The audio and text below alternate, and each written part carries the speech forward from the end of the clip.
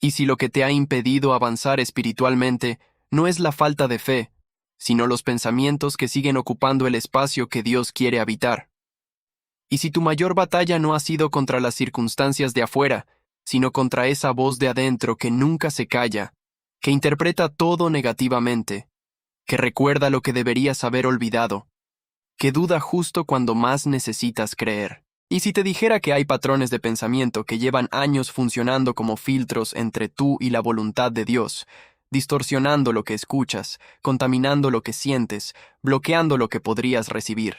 Y si te dijera que este mensaje no llegó a tus oídos por accidente, sino porque Dios ha visto cada noche que te fuiste a dormir con la mente encendida, cada momento de oración interrumpido por pensamientos que no invitaste, cada vez que intentaste enfocarte en su presencia y algo en tu interior te jaló de regreso al ruido. Él ha escuchado el cansancio que no siempre puedes explicar con palabras, ese agotamiento que no viene del cuerpo, sino de pensar demasiado, de cargar demasiado, de no saber cómo soltar lo que mentalmente te está pesando. Hoy vamos a ver cómo Dios te enseña paso a paso a limpiar tu mente, no cómo tú deberías intentarlo con tu propia fuerza. No una lista de técnicas de motivación personal envueltas en lenguaje cristiano, sino el proceso real, bíblico, probado en la vida de hombres y mujeres que pasaron por exactamente lo que tú estás viviendo, que cargaron exactamente el peso que tú estás cargando y que encontraron del otro lado de ese proceso una libertad mental que no pensaron que fuera posible. Una claridad que no viene de haber resuelto todos los problemas, sino de haber permitido que Dios haga en su mente lo que ellos solos no podían hacer. Quiero que te pongas cómodo. Quiero que cierres los ojos si puedes. Quiero que por los próximos minutos le des a tu mente exactamente lo que necesita, la verdad. Porque la verdad no solo libera el corazón, la verdad libera la mente. Y hoy, mientras escuchas esto, Dios va a comenzar a mover cosas en tu interior que llevan tiempo atascadas. La mente humana es una de las creaciones más extraordinarias que Dios puso en este universo. Es el lugar donde se forman las decisiones antes de que el cuerpo las ejecute. Es el espacio donde la fe toma forma antes de que la boca la declare. Es el territorio donde el enemigo sabe perfectamente que si logra establecer una fortaleza, no necesita atacar nada más, porque desde ahí puede contaminar todo lo demás. Tus relaciones, tu percepción de Dios, tu capacidad para oír su voz, tu disposición para obedecer, tu fe en las promesas que Él ha hablado sobre tu vida. Todo eso pasa por la mente. Todo eso es filtrado por lo que está instalado ahí adentro. Y el problema no es que tengas pensamientos. El problema es cuando los pensamientos tienen un patrón, cuando no son eventos aislados sino autopistas construidas a lo largo de años, por las que circulan siempre los mismos vehículos. La duda, el miedo, el recuerdo doloroso, la interpretación negativa, la sospecha constante, la sensación de que algo malo está por venir, la convicción oculta de que no eres suficiente para recibir lo que Dios prometió. Eso ya no son pensamientos, eso son fortalezas. Y Dios no vino a ayudarte a manejar fortalezas, vino a derribarlas. Hay una carta que el apóstol Pablo escribió a una iglesia en Corinto que enfrentaba exactamente este tipo de problema. Una comunidad de creyentes que tenía fe, que se reunía, que oraba, pero que por dentro cargaba esquemas de pensamiento que venían de la cultura, de las heridas, de las mentiras que habían absorbido antes de conocer a Cristo. Y Pablo les escribe algo que cuando lo lees de verdad, cuando lo dejas entrar sin apresurarte a seguir, se convierte en uno de los textos más radicales que existe sobre el tema de la guerra mental. Dice en 2 de Corintios capítulo 10, versículos 4 y 5. Porque las armas de nuestra milicia no son carnales, sino poderosas en Dios para la destrucción de fortalezas, derribando argumentos y toda altivez que se levanta contra el conocimiento de Dios y llevando cautivo todo pensamiento a la obediencia a Cristo. Quiero que te detengas en esa última frase. Llevando cautivo todo pensamiento, no ignorando los pensamientos, no esperando que desaparezcan solos, no rezando para que Dios simplemente los borre de tu conciencia como si borraras una pizarra, sino llevándolos cautivos. Hay acción ahí, hay intencionalidad. Hay un proceso, y ese proceso es lo que vamos a abrir hoy, pieza por pieza, porque entender esto puede cambiar la dirección de tu vida espiritual de una manera que ninguna otra cosa ha podido cambiar. Pero antes de entrar al proceso, necesitas entender por qué la mente es el blanco principal. No es un accidente teológico que la Biblia hable de la renovación de la mente como el mecanismo central de la transformación espiritual. No es un detalle menor. Es la arquitectura completa del diseño de Dios para cambiarte. Romanos 12, versículo 2. No os conforméis a este siglo, sino transformaos por medio de la renovación de vuestro entendimiento. La palabra que se traduce como transformaos en el griego original es metamorfoo, la misma raíz de la que viene metamorfosis. Y no es casualidad. Dios no quiere que te modifiques superficialmente.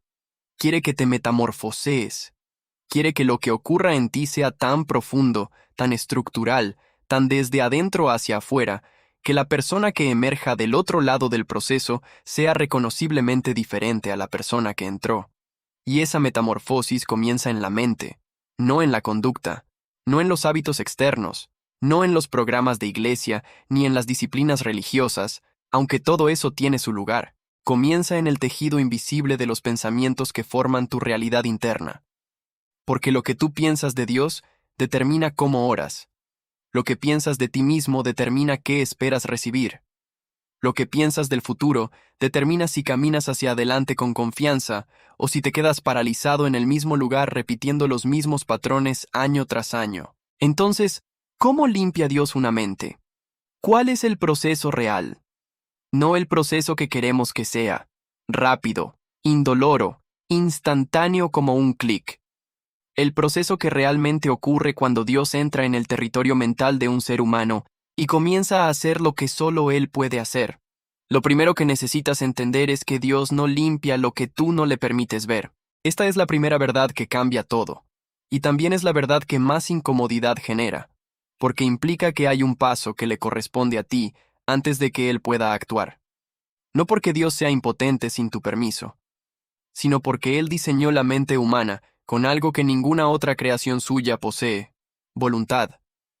Tú tienes la capacidad de decidir qué entra y qué sale de tu mente. Tienes la capacidad de abrir ciertas puertas y de mantener otras cerradas. Y Dios, en su soberanía perfecta, respeta eso. No viola el diseño que Él mismo creó. Si tú decides mantener cerrado un cuarto de tu mente, Él no lo forzará. Esperará.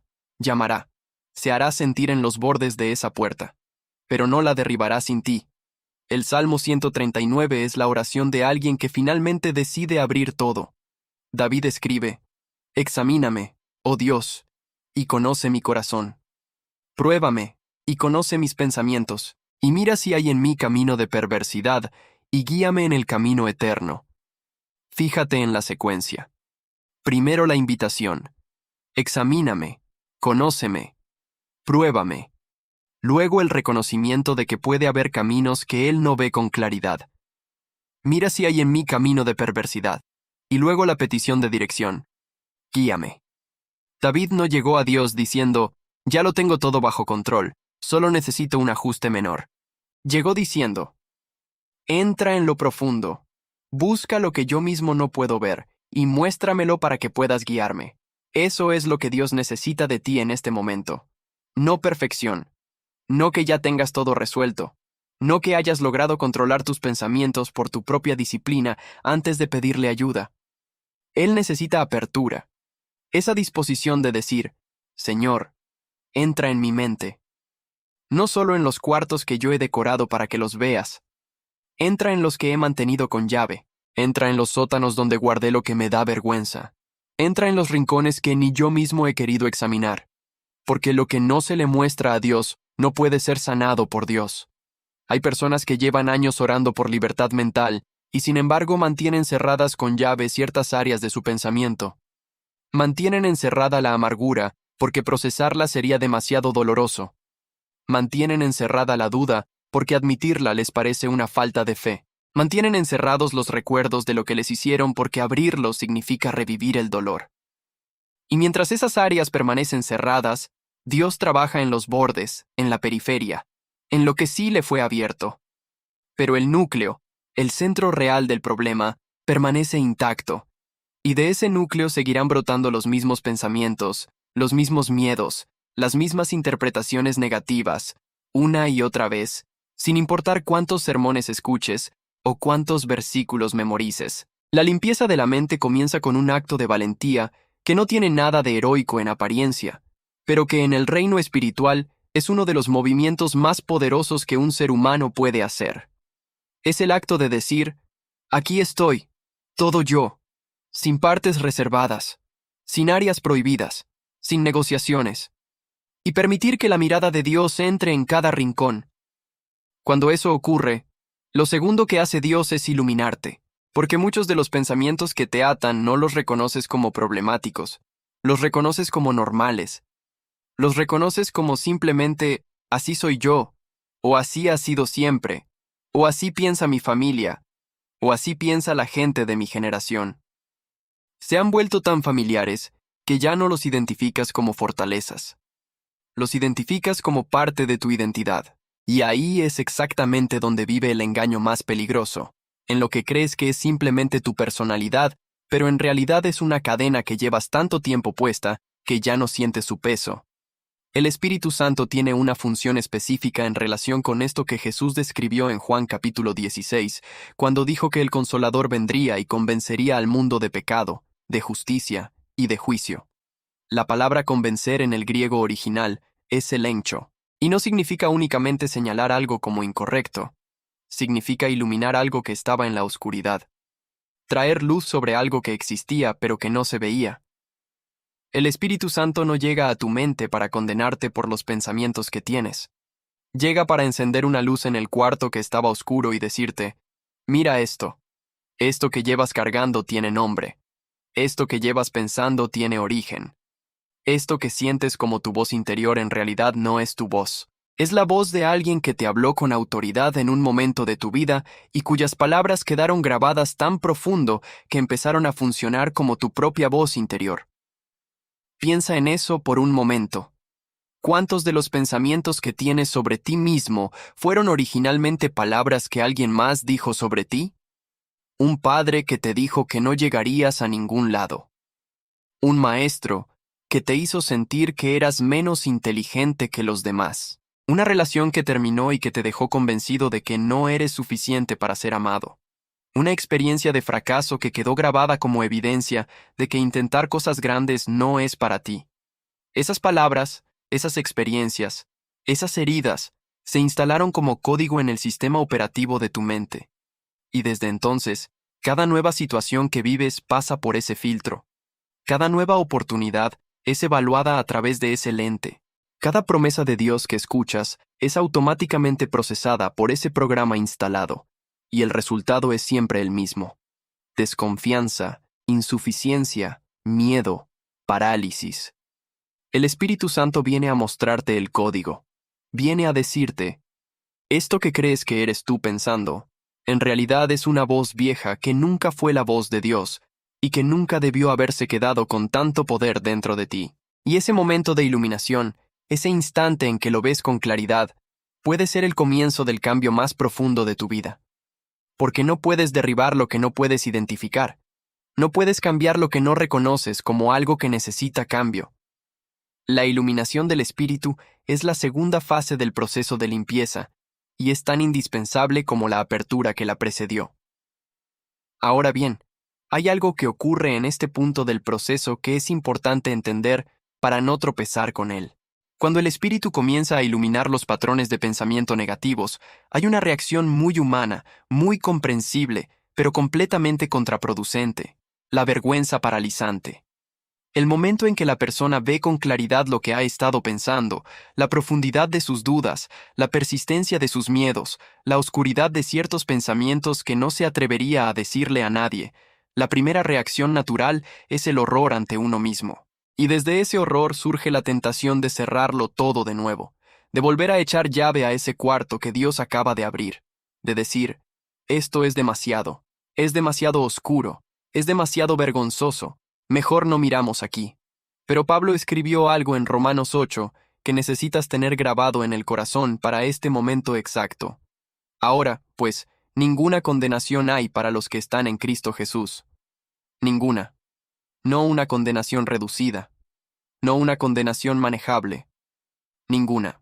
El proceso de limpieza que Dios inicia en tu mente no es un proceso de condena, es un proceso de liberación.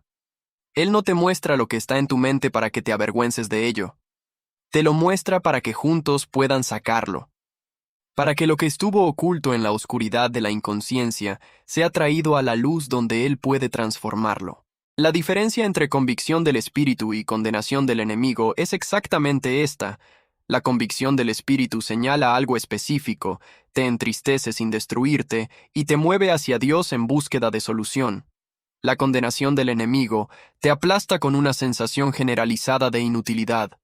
Te aleja de Dios porque te hace sentir indigno de acercarte y no te ofrece ningún camino hacia adelante. Si lo que sientes cuando Dios ilumina tu mente te paraliza y te aleja, esa no es la voz de Dios.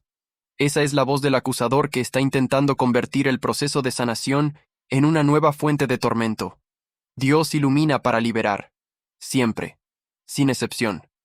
Y una vez que hay apertura e iluminación, viene lo que podría ser el momento más difícil del proceso, pero también el más transformador: el desmantelamiento. Dios no te pide que te acostumbres a vivir con pensamientos contaminados. No te pide que aprendas a tolerarlos mejor. No te pide que construyas mecanismos para que no te afecten tanto. Él quiere desmantelarlos. Quiere ir hasta la raíz, hasta el sistema de creencias que los genera.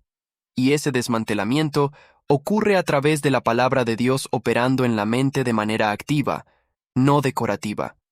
Hay una diferencia radical entre tener la Biblia como libro de referencia y tener la palabra de Dios como bisturí activo en la mente. Muchos creyentes conocen versículos. Muchos pueden citarlos.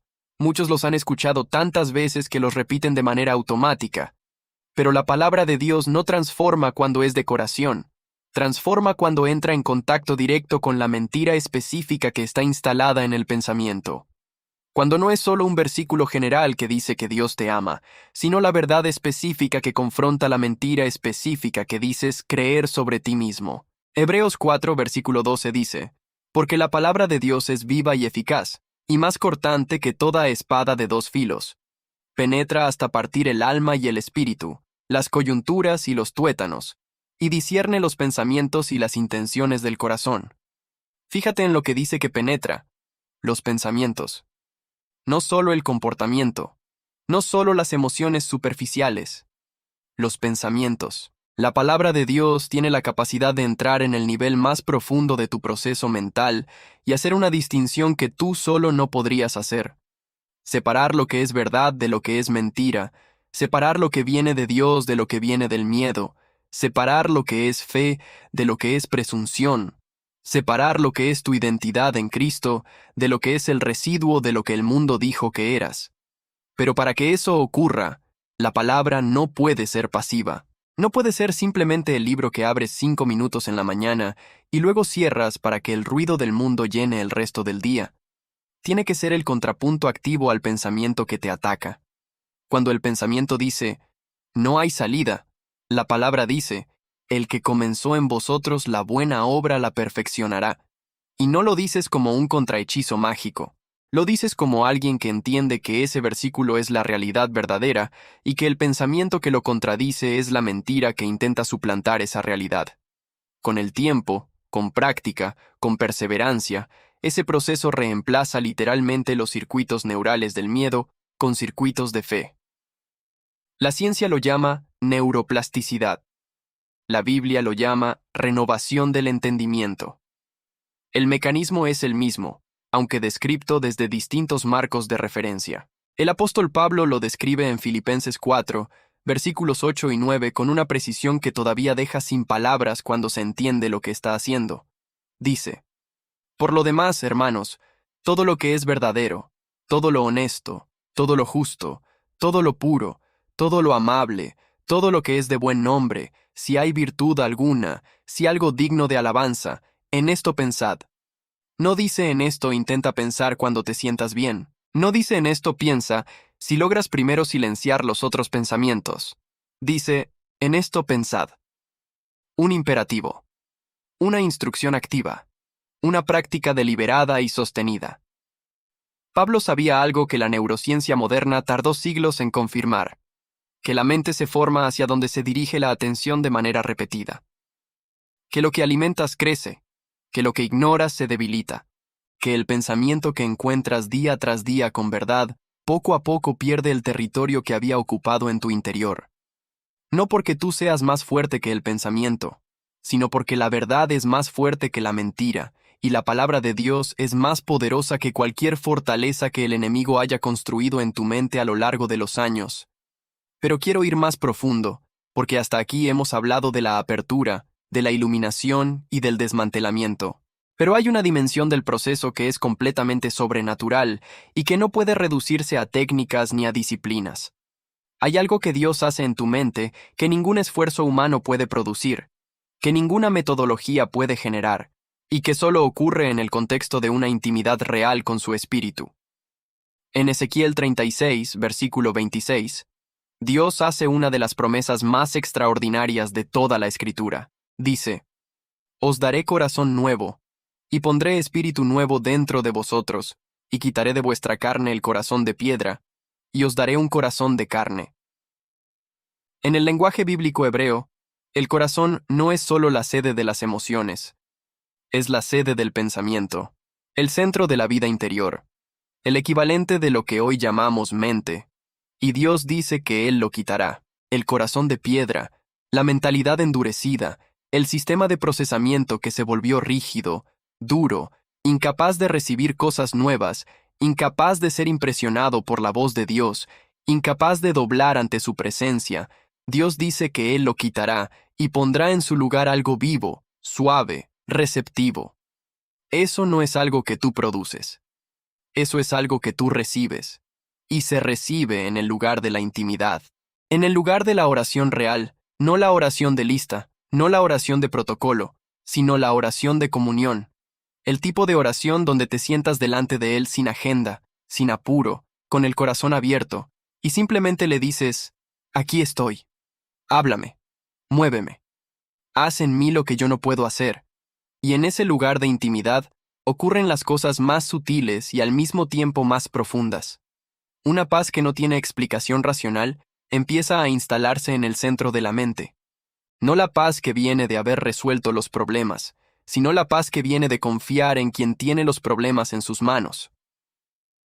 Una claridad que no proviene del análisis sino de la revelación empieza a ordenar lo que estaba desordenado.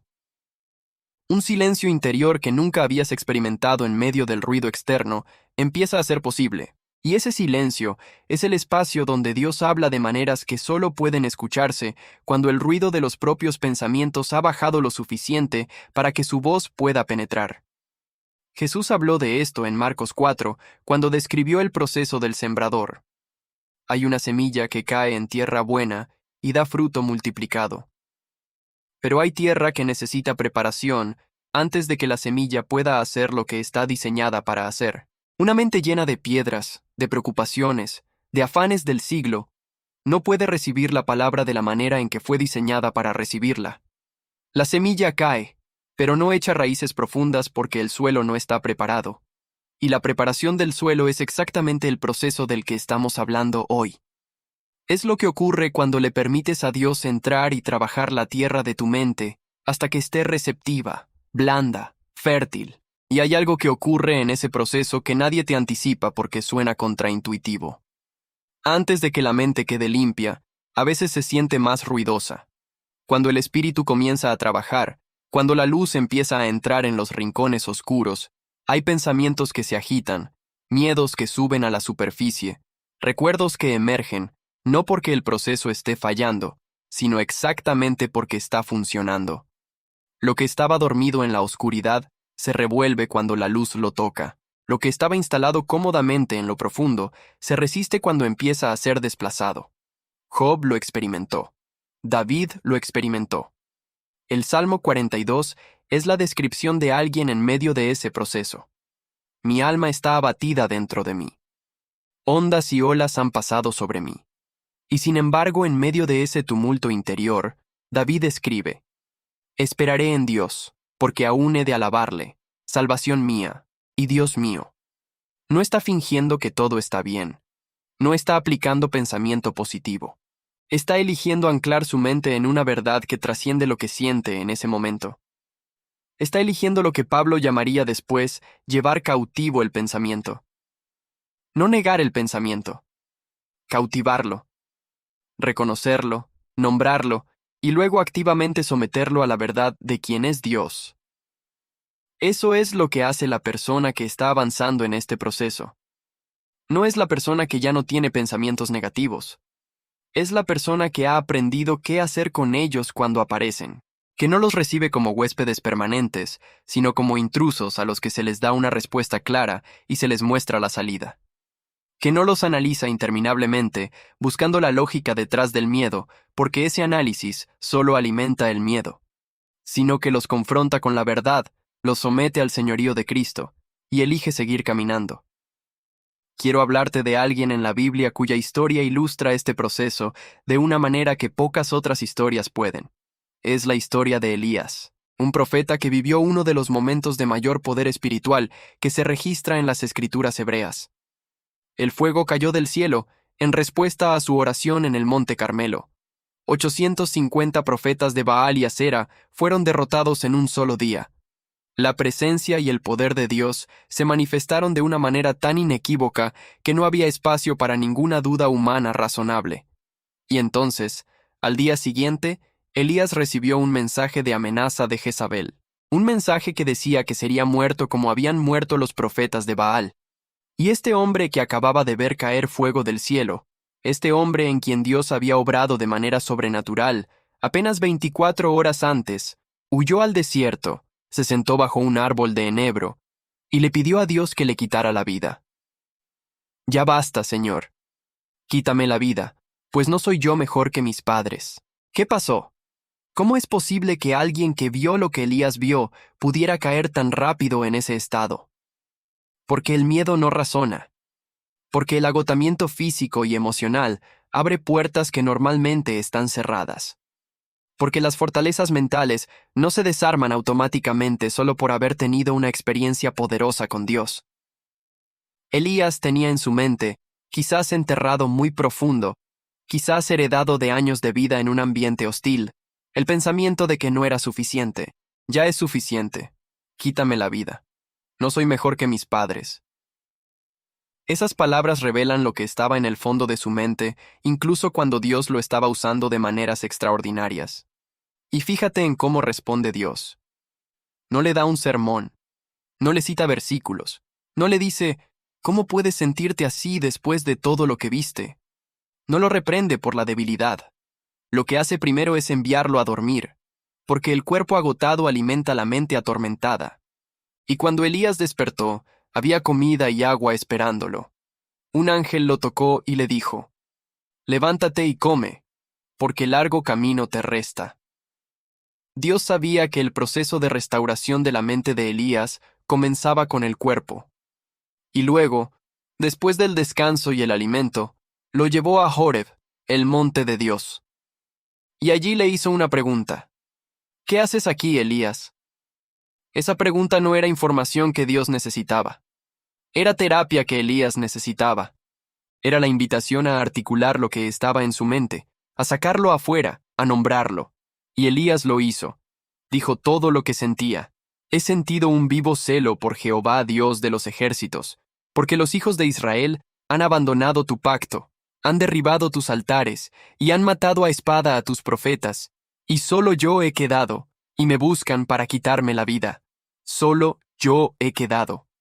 Ahí estaba la fortaleza, la sensación de completo aislamiento, la convicción de que nadie más estaba de su lado, de que la causa estaba perdida, de que era el único que quedaba en pie y pronto tampoco estaría. Ese pensamiento, solo yo he quedado, era una mentira. Una mentira que él creía como si fuera la realidad más sólida del universo. Y Dios, con la delicadeza de un cirujano que conoce exactamente dónde está el tumor, le dio la respuesta que no atacaba la emoción, sino la mentira específica. Aún tengo reservado en Israel 7,000 hombres que no han doblado rodilla ante Baal. No solo yo, 7,000. La realidad que Elías no podía ver desde el interior de su fortaleza mental era completamente diferente a lo que su mente procesada por el miedo le estaba mostrando. Y esa revelación específica, esa verdad precisa contra la mentira precisa, fue lo que comenzó a mover a Elías desde el agotamiento hacia una nueva misión. No un discurso general sobre el poder de Dios, la corrección específica del pensamiento específico que lo tenía atrapado. Eso es lo que Dios hace contigo. No solo te habla en términos generales sobre su amor y su poder, te habla con precisión quirúrgica sobre la mentira específica que está operando en tu mente específica en esta etapa específica de tu vida. Porque Él te conoce. No te conoce de manera genérica, como una estadística entre miles de millones. Te conoce de manera individual, personal, detallada. Conoce cada pensamiento que has tenido. Conoce cada herida que formó cada patrón. Conoce cada voz que se instaló sin permiso y cuándo y cómo. Y desde ese conocimiento total e íntimo, su proceso de limpieza es perfectamente personalizado para ti. Ahora quiero hablarte de la renovación como proceso continuo, porque uno de los errores más comunes en el camino espiritual es esperar que la limpieza de la mente sea un evento único y definitivo. Un momento de encuentro con Dios tan poderoso que después de él la mente quede permanentemente en orden. Puede que haya momentos de quiebre que marquen el antes y el después. Puede que haya encuentros con el espíritu que rompan fortalezas que llevaban décadas instaladas. Pero la renovación de la mente es una práctica diaria. Es un compromiso de cada mañana. Es una decisión que se toma no una vez en la vida, sino una vez al día, y a veces una vez por hora, y a veces una vez por minuto cuando la batalla es intensa. Pablo dice en 2 de Corintios 4, versículo 16. Por tanto, no desmayamos. Antes, aunque nuestro hombre exterior se va desgastando, el interior no obstante se renueva de día en día. De día en día. No de experiencia espiritual en experiencia espiritual. No de retiro en retiro. De día en día. Cada día hay una renovación disponible. Cada día hay una frescura del espíritu que puede limpiar lo que el día anterior ensució. Cada mañana hay misericordias nuevas, dice Lamentaciones 3. Y esas misericordias nuevas incluyen la renovación de la mente que necesitas para caminar ese día con claridad, con fe, con paz. Esto significa que la práctica importa más que los momentos. Lo que haces todos los días con tu mente importa más que lo que ocurre una vez al mes en un servicio especial. No que los encuentros especiales no sean valiosos, son preciosos. Pero el terreno de la transformación real es el lunes por la mañana cuando suena el despertador y el primer pensamiento que tienes es una preocupación. El martes al mediodía cuando una situación en el trabajo activa el viejo patrón del miedo al rechazo. El miércoles en la noche cuando el silencio de la casa permite que vuelvan los pensamientos que habías logrado mantener a raya durante el día ocupado. Ahí es donde se gana o se pierde la batalla de la mente, no en las condiciones perfectas de adoración. En la cotidianidad del día ordinario. Y para esa cotidianidad, la Escritura ofrece armas específicas que son precisamente las que necesitas. La primera es la oración de vigilancia. Jesús dijo, «Velad y orad para que no entréis en tentación». La vigilancia aquí no es paranoia ni ansiedad constante sobre los propios pensamientos. Es una atención despierta y serena sobre lo que está ocurriendo en el interior. El hábito de preguntarte, ¿qué está pasando en mi mente ahora mismo? ¿Este pensamiento viene de la fe o del miedo? ¿Esta interpretación de la situación viene del espíritu o viene de la herida vieja? Esa vigilancia activa permite que los pensamientos sean interceptados antes de que construyan la cadena completa que termina en angustia o en duda o en decisión equivocada. La segunda arma es la gratitud practicada de manera intencional. No como emoción, sino como disciplina cognitiva. Hay estudios científicos que confirman lo que la Biblia ya sabía, que el cerebro no puede procesar simultáneamente la gratitud profunda y la ansiedad. Son estados cognitivos que se excluyen mutuamente. Cuando Pablo dice en Filipenses 4, «Por nada estéis afanosos, si no sean conocidas vuestras peticiones delante de Dios en toda oración y ruego, con acción de gracias, y la paz de Dios guardará vuestros corazones y vuestros pensamientos en Cristo Jesús», está describiendo una práctica específica. Antes de presentar la petición, la acción de gracias. Antes del ruego, el reconocimiento de lo que Dios ya ha hecho. Ese orden no es arbitrario. Es el mecanismo por el cual la mente pasa del estado de escasez al estado de abundancia, del estado de miedo al estado de fe, lo suficiente como para que la petición pueda ser presentada desde la confianza en lugar de desde el pánico. La tercera arma es la comunidad. Y menciono esto porque muchas personas intentan batallar la guerra de la mente en completo aislamiento, como si admitir lo que ocurre en su interior fuera una debilidad o una vergüenza demasiado grande para compartir. Pero Santiago 5, versículo 16 dice: Confesaos vuestras ofensas unos a otros, y orad unos por otros, para que seáis sanados. El poder sanador de sacar un pensamiento del interior y nombrarlo ante alguien de confianza no es solo psicológico, es espiritual. Lo que llevamos en secreto tiene poder sobre nosotros. Lo que confesamos en el contexto adecuado pierde ese poder. El enemigo prospera en el aislamiento. Prospera en los pensamientos que nunca se dicen en voz alta, en los miedos que nunca se comparten, en las dudas que se guardan en silencio porque se teme que revelarlas signifique una falta de fe. La comunidad real, el vínculo genuino con personas que caminen en el mismo espíritu, es uno de los mecanismos que Dios diseñó específicamente para la sanación de la mente. Quiero hablarte ahora de lo que el avance espiritual real se parece desde el interior, porque muchas personas tienen una imagen equivocada de lo que significa una mente renovada. Creen que significa una mente donde nunca hay pensamientos negativos, donde nunca hay dudas, donde nunca hay momentos de oscuridad o confusión. Y esa expectativa, además de ser inalcanzable en esta vida, se convierte en una nueva fuente de tortura mental, porque cada vez que aparece un pensamiento negativo, en lugar de manejarlo con la herramienta correcta, la persona entra en pánico pensando que algo está fundamentalmente mal en ella, que su fe es deficiente, que Dios no ha hecho nada, que todo el proceso fue inútil. Una mente renovada no es una mente vacía de conflicto, es una mente que ha desarrollado la capacidad de responder diferente. Es una mente que cuando el pensamiento del miedo llega, lo reconoce más rápido que antes, que cuando la duda aparece, tiene la herramienta para confrontarla en lugar de ser arrastrada por ella, que cuando el recuerdo doloroso emerge, sabe cómo llevarlo a la presencia de Dios en lugar de revivir el dolor en un ciclo interminable, que cuando la voz antigua de la insuficiencia susurra, puede distinguirla de la voz del Padre. I don't blame you for living this wish had been enough for you to stay.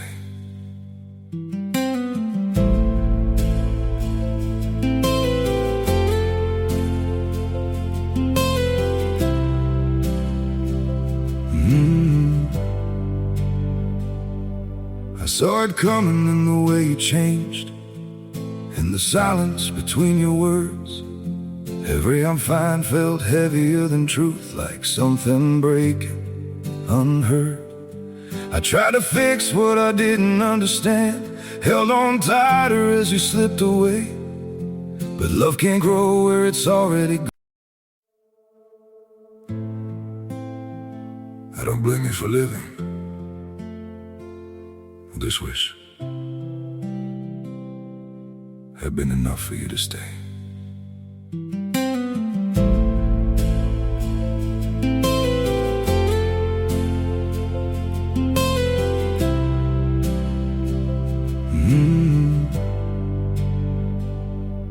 I saw it coming in the way you changed, in the silence between your words. Every I'm fine felt heavier than truth, like something breaking, unheard. I tried to fix what I didn't understand, held on tighter as you slipped away.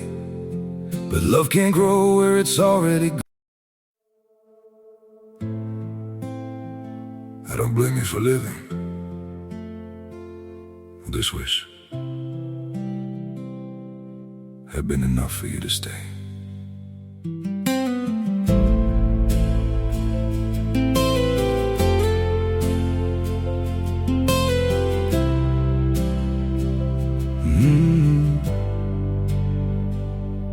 I saw it coming in the way you changed, in the silence between your words. Every I'm fine felt heavier than truth, like something breaking unheard. I tried to fix what I didn't understand, held on tighter as you slipped away. But love can't grow where it's already gone. Chrome rain sleeping on the boulevard, gas station halos flicker in the dark, thunder humming through the power lines, like tired gods breathing neon light. Cassette oceans whisper through the heat, static waves rolling underneath my feet.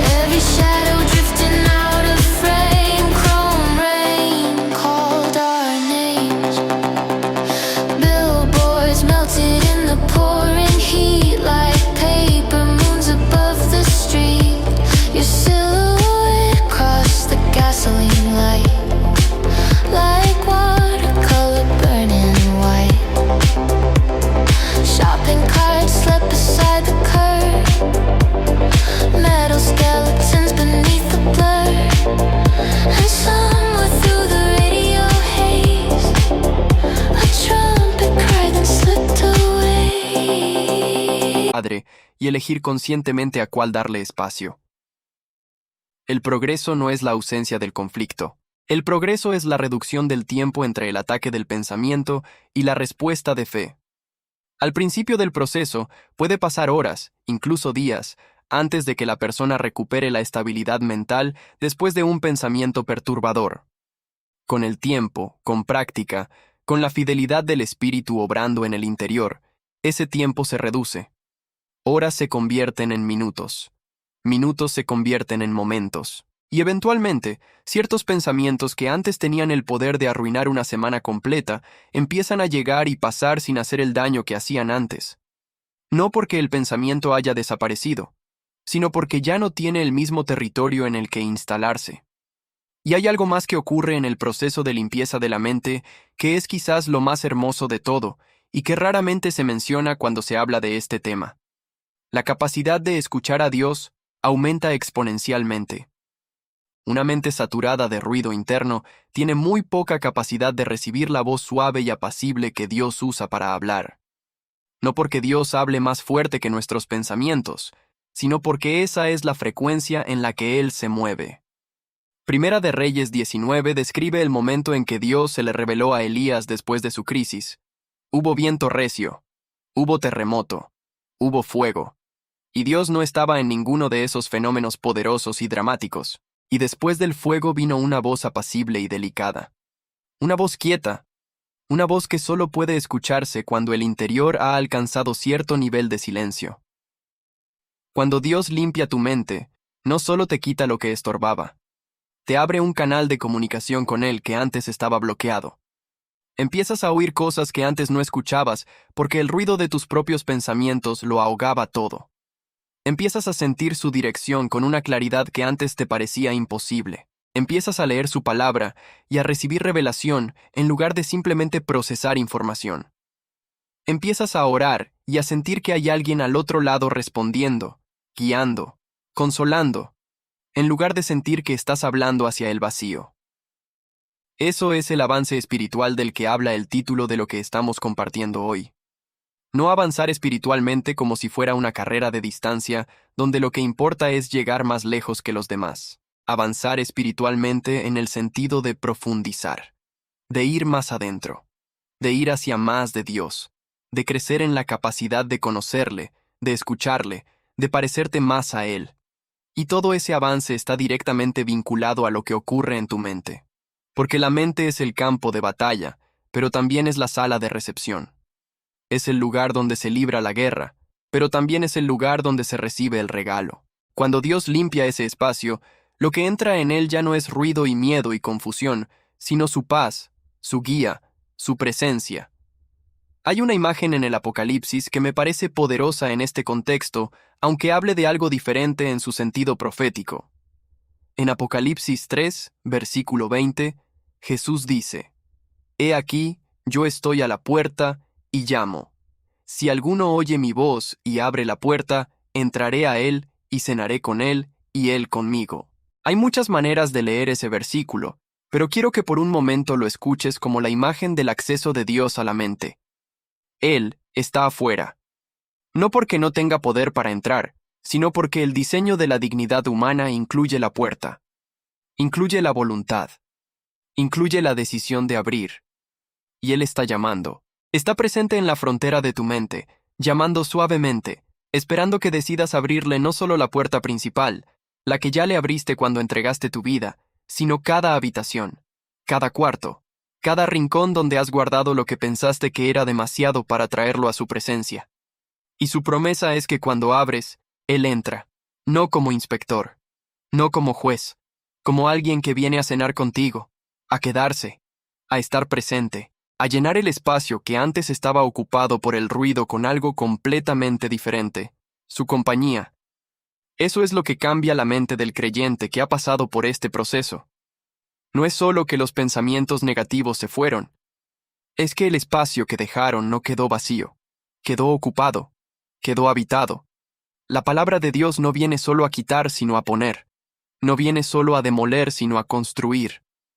Después de que las fortalezas caen, Dios edifica algo nuevo en ese terreno, una paz que sobrepasa todo entendimiento, una esperanza que no avergüenza, una fe que no se tambalea con cada viento de circunstancia adversa, una identidad tan firme en Él que las palabras del pasado ya no tienen el poder de definirte. Pablo describe el resultado de este proceso en Romanos 12 con estas palabras: para que comprobéis cuál sea la buena voluntad de Dios, agradable y perfecta. Cuando tu mente está renovada, comienzas a discernir la voluntad de Dios de una manera que antes no era posible. No porque Dios cambie, ni porque su voluntad se vuelva más clara desde su lado, sino porque el ruido que impedía que la escucharas ha bajado lo suficiente para que puedas percibirla. La voluntad de Dios no grita para competir con el ruido de tu mente. Cuando el ruido baja, su voluntad se hace perceptible con la claridad de algo que siempre estuvo ahí. Y eso, que puedas discernir la voluntad de Dios para tu vida, es exactamente lo que se necesita para avanzar. No más información, no más sermones, no más conferencias espirituales, aunque todo eso puede ser parte del proceso. Lo que hace avanzar es la capacidad de escuchar y obedecer. Y esa capacidad vive en la mente, en una mente limpia, en una mente renovada, en una mente que ha pasado por el proceso de apertura, iluminación, desmantelamiento de mentiras y edificación de verdad, hasta que el espacio interior se convierte en tierra fértil, donde la semilla de Dios puede crecer sin obstáculo. Quiero cerrar con una historia que me parece la imagen más perfecta de todo lo que hemos conversado hoy. Es la historia de una mujer que aparece en Lucas capítulo 10. Se llama María, y mientras todos a su alrededor están ocupados, Mientras Marta está en la cocina atendiendo las responsabilidades que sin duda son importantes, María está sentada a los pies de Jesús escuchando, solo escuchando. Y cuando Marta se queja de que su hermana la ha dejado sola en el servicio, Jesús le da una respuesta que ha resonado a lo largo de los siglos porque toca algo profundamente verdadero sobre la naturaleza de la vida espiritual. Le dice: Marta, Marta, afanada y turbada estás con muchas cosas. Pero solo una cosa es necesaria, y María ha escogido la buena parte, la cual no le será quitada. Afanada y turbada. Esas dos palabras describen con exactitud el estado de una mente que no ha pasado por el proceso de limpieza. Afanada, dividida entre muchas cosas, dispersa, incapaz de estar completamente presente en ningún lugar porque la mente está siempre en otro lado. Turbada, agitada interiormente, sin el eje de la paz que solo viene de la presencia de Dios. Y frente a ese estado, Jesús señala a María y dice: ella escogió lo necesario. Sentarse a los pies de Jesús. Escuchar, no hacer, no resolver, no producir. Escuchar. Eso es la práctica de la mente renovada en su forma más pura. La decisión cotidiana de detener el ruido lo suficiente para recibir lo que Él tiene que dar. La decisión de no dejar que las urgencias del día dicten el estado interior. La decisión de elegir la presencia sobre el performance, la comunión sobre la actividad, la escucha sobre el hablar. Y esa decisión, tomada una y otra vez, con fidelidad, con humildad, con la honestidad de quien sabe que no siempre es fácil pero elige hacerlo de todas maneras, es lo que produce una mente transformada. Una mente que puede avanzar espiritualmente, no porque haya llegado a la perfección, sino porque ha aprendido a vivir conectada a la fuente, conectada a la presencia, conectada a aquel que prometió guardar en perfecta paz a quien en él confía, porque en él ha puesto su pensamiento. En Isaías 26, versículo 3, hay una promesa que es el sello de todo lo que hemos compartido hoy. Tú guardarás en completa paz a aquel cuyo pensamiento en ti persevera, porque en ti ha confiado. Completa paz. No paz parcial.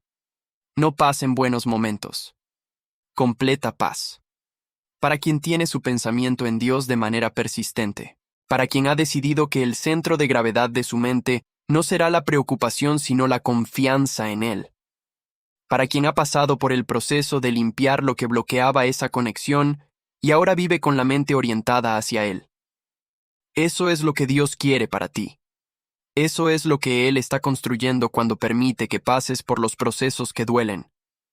Eso es lo que está produciendo en ti incluso en los momentos que se sienten como retroceso. Él está limpiando tu mente para que puedas avanzar.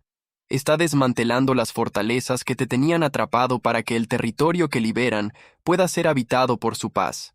Está reemplazando la voz del miedo con la voz de la fe, la voz de la mentira con la voz de la palabra, la voz del pasado que condena con la voz del Padre que llama hacia adelante. Y ahora mismo, en este momento, mientras escuchas esto, quiero que hagas algo. Quiero que antes de seguir con tu día, antes de que el ruido vuelva y el ritmo de las responsabilidades reclame tu atención, hagas una pausa, solo una pausa, y en esa pausa, dile esto a Dios en el silencio de tu corazón.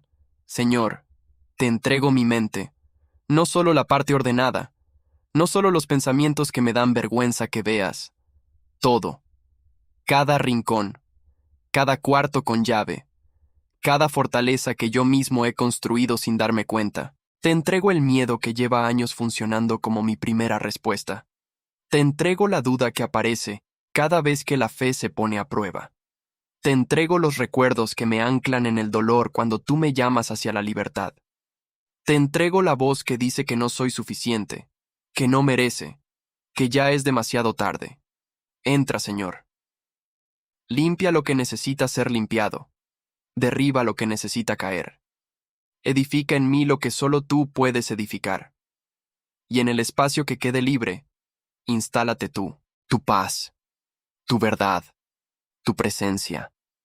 Que sea tu voz la que llene lo que el ruido dejó vacío.